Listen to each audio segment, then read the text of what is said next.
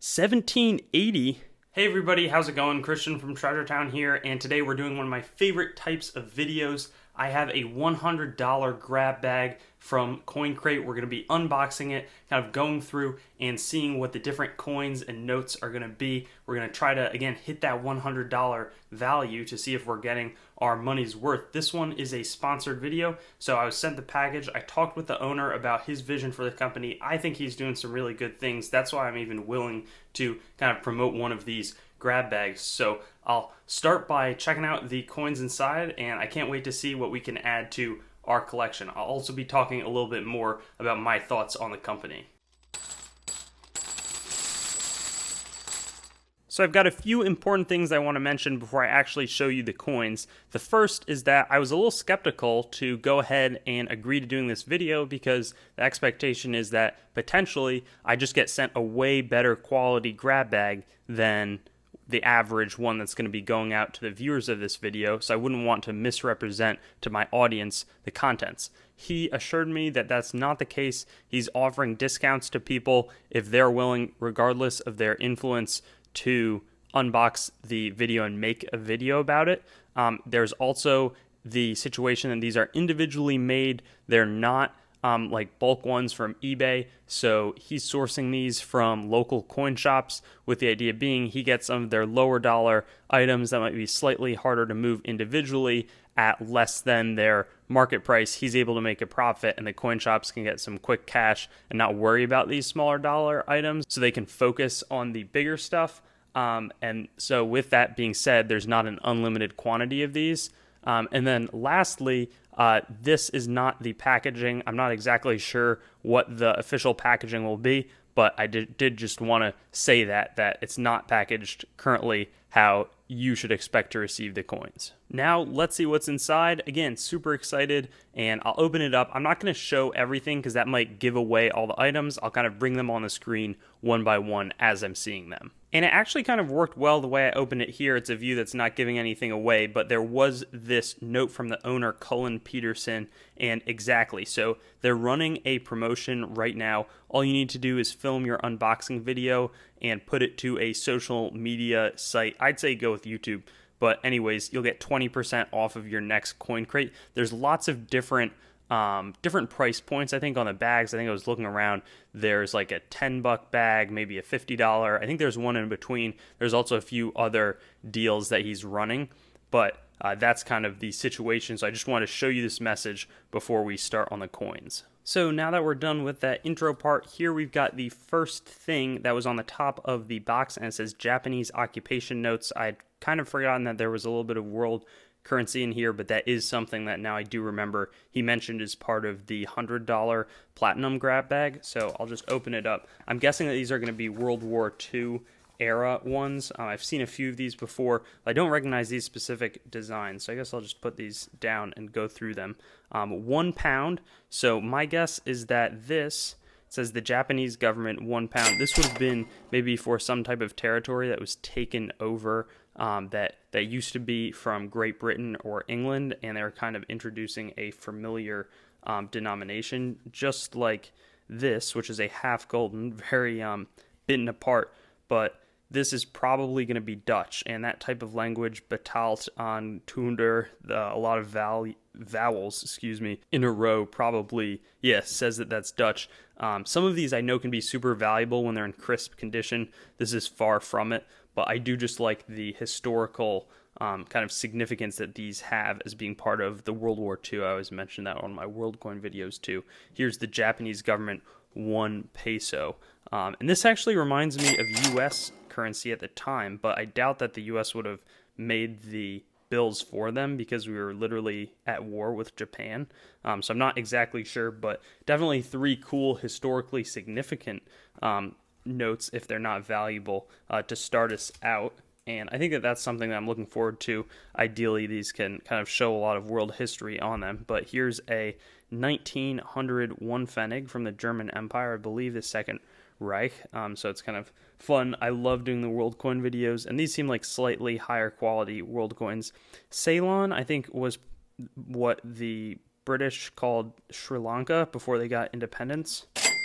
10 cents, 1944. I recently added a coin from that country, to my world collection. Here's another Netherlands Antilles thing. I mean, that's what I'm assuming the note is from. This is a square coin, so I guess a neat piece of variety coinage there. This one is a 25 centimes coin from the Belgian Empire. And yeah, I actually recognize that design now. Royaume de Belgique.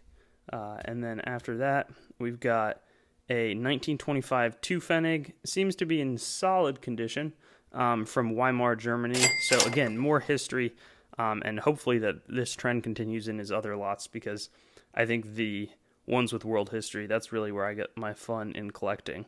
One Reichspfennig. This is a penny plancha, I guess. I'm not exactly sure. Yeah, I honestly have no idea. Maybe this is a penny plancha. It looks a little bit disfigured, so I don't know if it just got scrubbed or if it was never struck. I can't tell you that I know exactly what that is. Here is 1931 one ore from Sweden. So yeah, a lot of slightly older things. This is one of my favorite French coin front designs, the French 1931 2 francs. I get a lot of older or World War II era, so that's a little bit older than that. Here's a 1935 P Buffalo nickel, solid condition. This would be not bad if somebody was starting a typeset to just get like a decent looking example. It's not uncirculated by any means, but it is in pretty good shape in terms of seeing the details. Then we have another Pfennig from the German Empire, a 200 marks coin from Weimar, Germany. So it's aluminum. It feels really light. 1923A, and that's kind of the time period that I associate with the hyperinflation. This is not a design I've ever seen, and I really like it. I think it's a good looking coin, but it shows. I had some of the notes in the other day, and it was like thousands and millions of marks, so that was probably worth nothing in terms of face value. And then BNR, it says Rwanda, that's what Cullen put on there, but I've never seen this coin either. 2 francs. Let me see what the lettering. Let me see. Try. Production. I can't quite read what that says. Augmentant la production.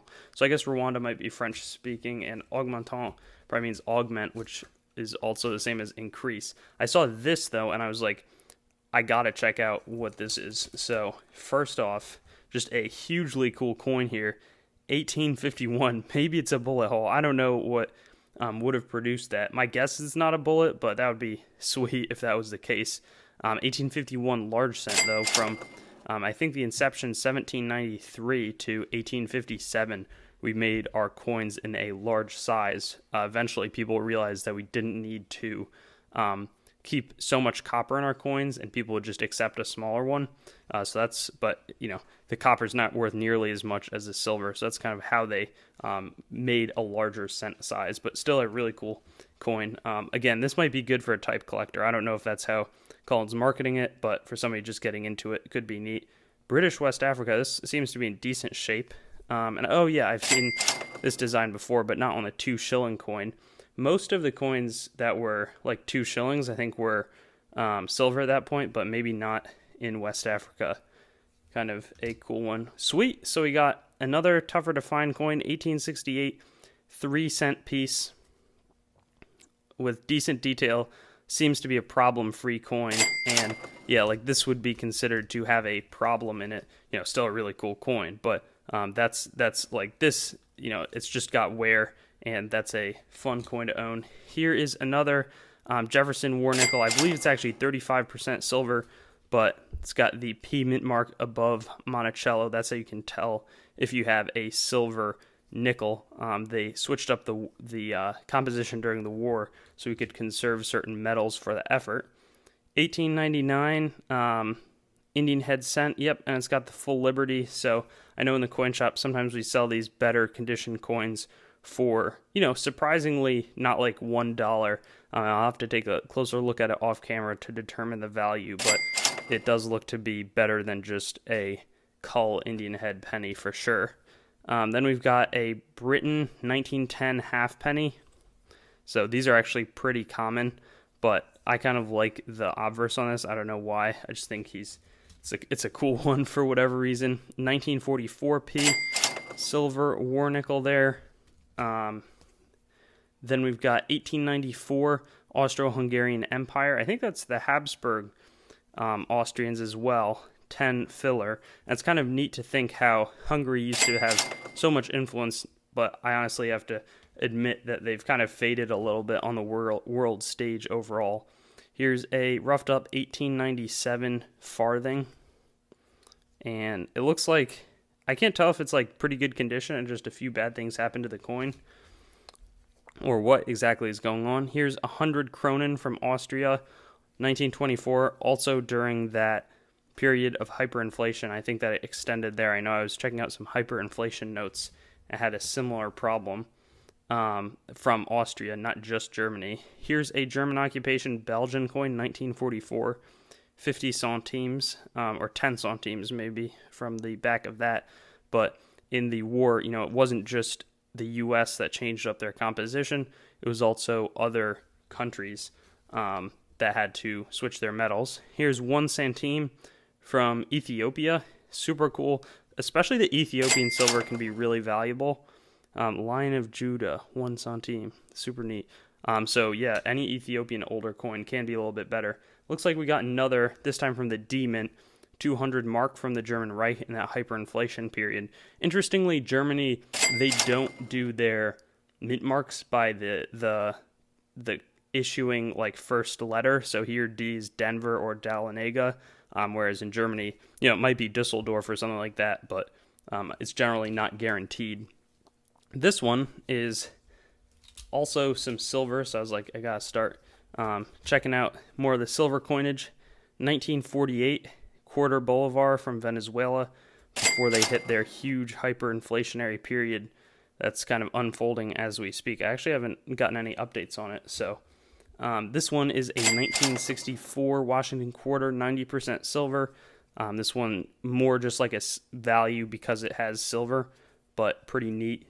This one, more history I can go into, which is always my favorite. So this was produced by the States, 1944D. It was made in Denver, but it's for the Philippines, 75% silver. That was when we had control over that area, and we released it, I think, after World War II was over, but we made them. We also established our first international mint. We were making coins with the M for Manila mint mark.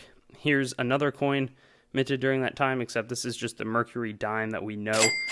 This is, again, more of a silver value coin. I'm checking, though, that it's not a 1942 over 41 error. That's the valuable one. If there was a mint mark, it would be under to the left of the axe. But yeah, no mint mark on that coin. Whoa! We got an 1858 seeded half dime. I don't even have any half dimes in my collection personally, so I'm so excited to pick up this one. 90% silver. And yeah, we didn't have nickels when we started out. It was deemed, we want to have a precious metal, some silver coinage backing that value up.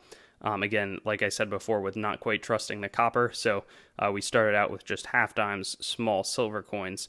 The O is the New Orleans Mint, maybe the only mint mark that we have that we didn't alliterate properly. I guess you could have done NO or just N, but we settled on O for it. No idea on the value on this one, but if this type of coin is in every plus a large cent, like that's a super cool collection to give a beginner. And then we've got another Netherlands Antilles coin, quarter golden, 1954. 64%, a little bit lower, but I guess not as bad as the nickel. We got a silver dollar. Sweet. So that's 90% silver. Also from that New Orleans Mint, 1900 O doesn't ring a bell or strike a bell as being a better date. I'll have to do a little research on that later. But it's not in horrible condition either. You can see the wear on the fine points.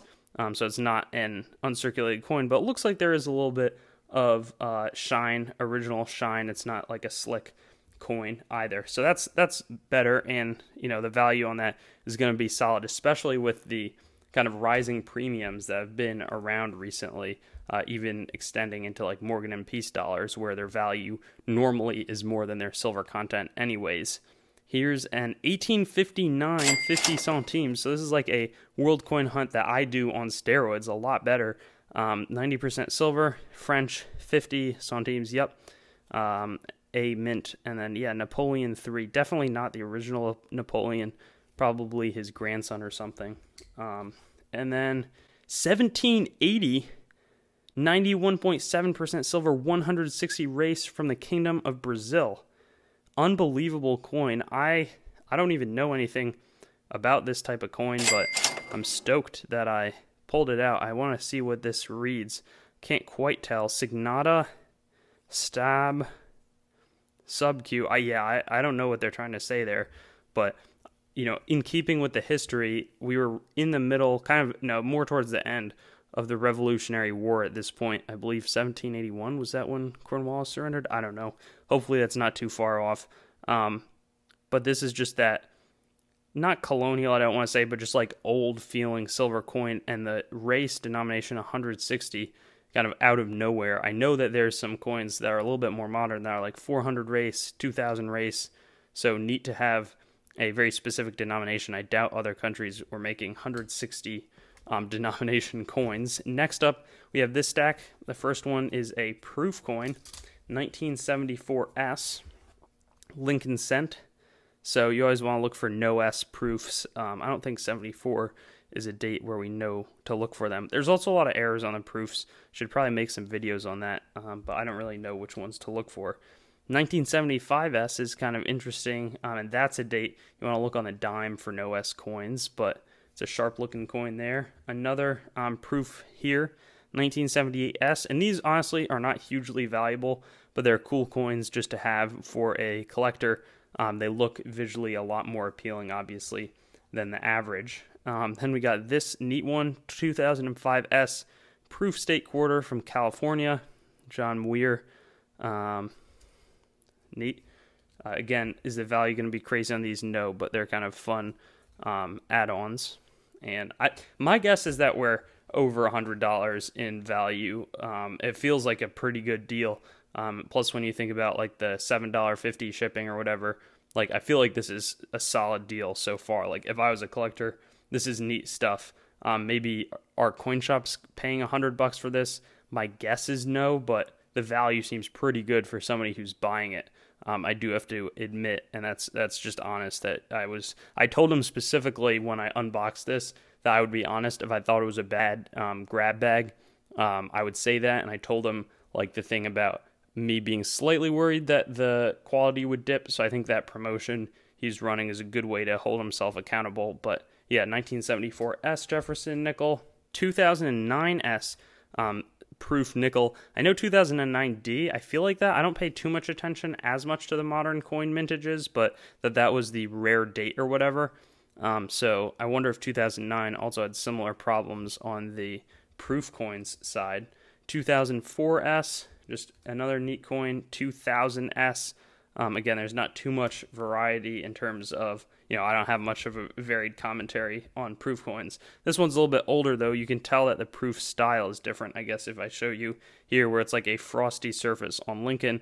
There, it kind of extends throughout the whole coin. So just something to think about. Yeah, same thing here. The lettering, it's like a different surface technique, whereas it applies to the whole coin there. But it looks like I feel comfortable, I guess, spoiling the rest at once. We've got a little bit more Japanese occupation notes, plus we'll be getting into that bag right there. So I think I'll save the bag, and it feels like, yeah, a grab bag. My guess is world coins, maybe it's like wheat pennies or something. And then these, which I'm just going to pick up without damaging. And there we go. Japanese government, 10 centavos. There's not much of a clue here as to what the reverse looks like, but there we go. It's, I don't know, maybe 7 or 8 of them, but solid, probably also 1940s World War II era coinage. Now I'm going to kind of regroup stuff and pour these coins out. And here we've got that bag. It's actually kind of a nice bag. I'm going to value it at $0, but I feel like it's slightly better, and I'm clearly here struggling to find a way to open it. I think that we're making a little bit of progress here, though. Anyways, sorry for that little interruption, but I'm going to pour all these coins out, and it looks like a solid selection here of world stuff. So, and I see a few actually US coins, so that's kind of fun. Normally my world coin searches are strictly world. Maybe we'll get some neat US. But that's the type of French coin I was talking about earlier. That one looks like a worn Rwandan coin, similar to the one we had before. Here's a one Pataka Macau coin. This actually reminds me of the swap I did with Silver Picker. I got my first ever coin from Macau, and there's a few in here. There's another one Pataka, and I added it to my collection. I think it's maybe a place where there's a lot of casinos or something along that line. Rwanda, and then another Yugoslavian one. And let me see. This one is a 5 cents probably from, South Africa. There's a few wheat pennies here, and 1955 for both of them. Always want to look for that double die.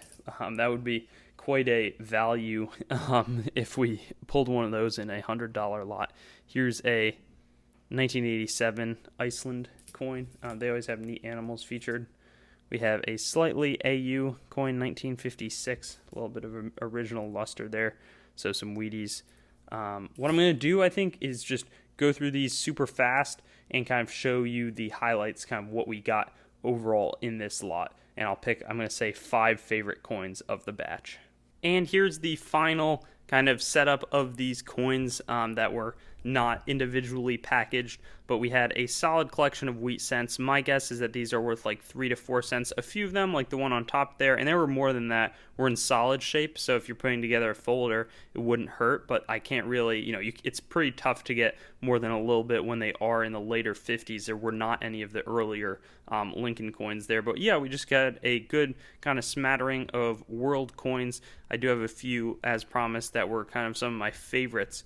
And they're right here, these 5. I'll make a comment on these. So these are world coins that you can still exchange. These are Canadian, slightly older, 46 and 50. The Spanish peseta exchanges, at a rate of like 166 to €1, but that is expiring at the end of this year. So if you have some of the 100 or 500 peseta coins, you might want to try to figure out a way to cash those in. But my 5 favorite, so this was also a circulating one from New Zealand, looks similar to the Australian coin system, but I don't really have a surprise there. That one is from Fiji, and that's also circulating. The Fiji, I think, is a little less strong in terms of their currency. Then we have this cool Icelandic coin, as well as the Macau, and then we had a 1 franc denomination from Rwanda. So that actually concludes the hunt. By now the values are not going to be getting higher. We've got those coins there. We have these coins over here and over here. I'm going to come up with my top choices of the hunt. I think I'm going to go top 10. And there's also this kind of breakdown in terms of what the values and what the coins you can expect are. They're not going to be the same, but that's something that Cullen provided for me. Not sure if that's going to be in each one. And I'm going to be going off my own values, just so you know. But anyways, we got a lot of cool stuff. Can't wait to get to that top 10. And here's number 10. I'm going to say this coin. I know I've been a verbal opponent to this design, but in proof, it actually looks pretty good. I think part of the problem with the design on the normal coin is that it's just such a low relief where the detail doesn't look that good, but I love the contrast.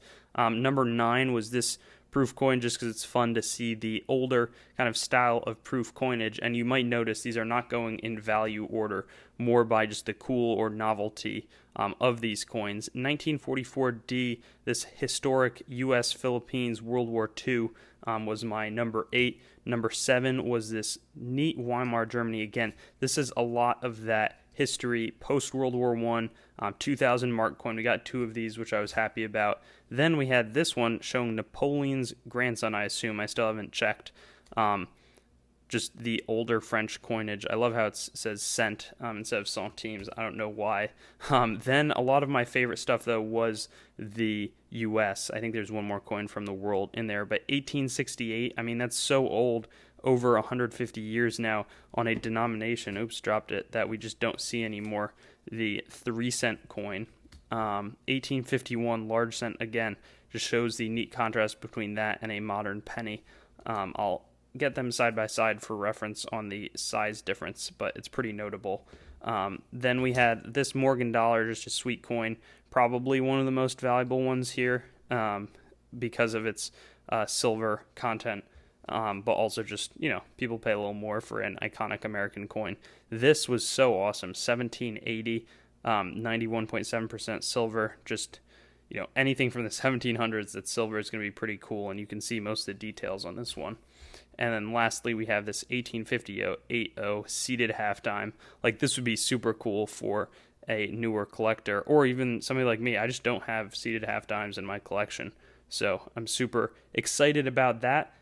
We've got a lot of cool coins here for sure. We've got these neat notes, the world stuff again, and then the individually packaged. So I'm really happy with this. Again, can I promise that all of your $100 grab bags are going to be looking this good? Definitely not. But I'm hoping that that is the case. And again, holding himself accountable is a good idea. And then in addition to that, I honestly think I might plan in like 3 months or something to do a non-sponsored video where I just buy one of these from an address that is clearly not mine, or a name that's not mine. I'll get somebody else to do it and see what it looks like. So I'll be excited to see you on that video. And remember to make your own video if you do purchase this. I'd be curious to see how it goes. Thanks so much. Thanks for watching the video. I'd encourage you to like, comment your thoughts, and subscribe for more content, and get in touch with me or contact on treasuretown.yt.com, my website, my Facebook, TreasureTown, my Twitter, @treasuretown_YT, or my Instagram, @treasuretownyt. Looking forward to seeing you on some of my other videos.